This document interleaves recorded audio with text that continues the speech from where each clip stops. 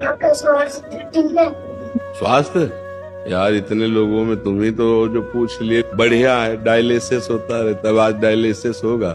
पर श्री जी की कृपा है तो चल रहा है, नहीं तो बैठने लायक थोड़ी शरीर है।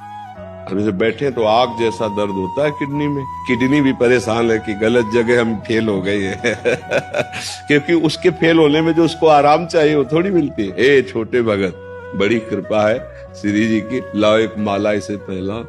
हाँ भाई, इतना छोटा हो कि स्वास्थ्य के विषय में पूछ रहा है। पिछले 1-1.5 साल से मेरे जी 84 राधा नाम जप करता है। 84 मतलब 8400। अच्छा, बहुत सुंदर बहुत सुंदर।